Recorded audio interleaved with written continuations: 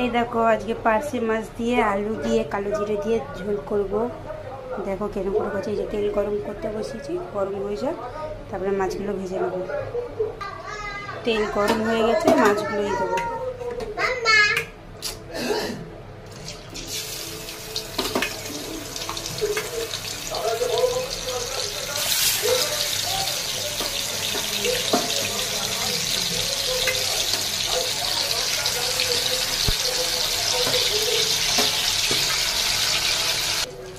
এই দেখো আমার মাছ ভাজা হয়ে গেছে। এই দেখো এটা ভাজা হয়ে গেছে, তুলে নিয়েছি। আর এই যে ভাজা হয়ে গেছে, এবার এটা তুলে নেব।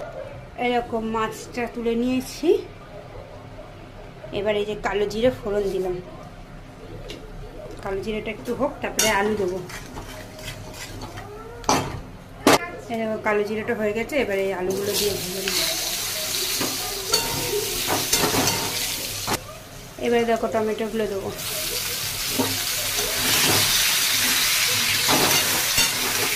টমেটোগুলো একটু হোক, তারপরে এখানে দেখো মশলা তৈরি করে রেখেছি। এর মধ্যে হলুদ, নুন, জিরের গুঁড়ো, হলুদ, নুন, জিরে আর ধনে গুঁড়ো দিয়ে জল দিয়ে একটুখানি গুলে রেখে দিয়েছি।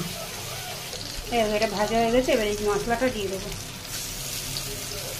এটা দিয়ে একটু কষবো, তারপরে কাঁচা লঙ্কাটা চিড়ে দেবো, তারপরে জল দেবো। কাঁচা লঙ্কা দুটো দিয়ে দিলাম।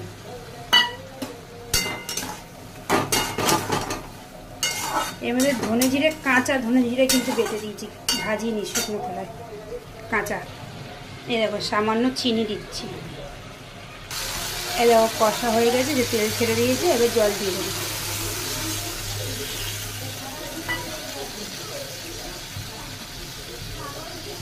এই বাটি 1.5 বাটি জল দিলাম, বেশি জল দেবো না।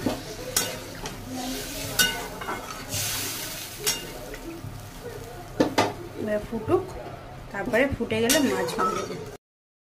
চলো খুলে দেখি যে আলুটা সেদ্ধ হয়েছে নাকি।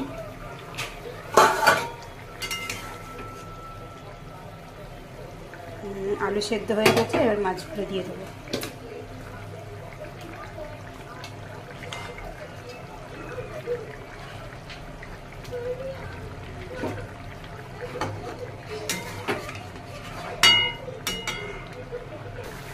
দেখো আমার তরকারি কমপ্লিট।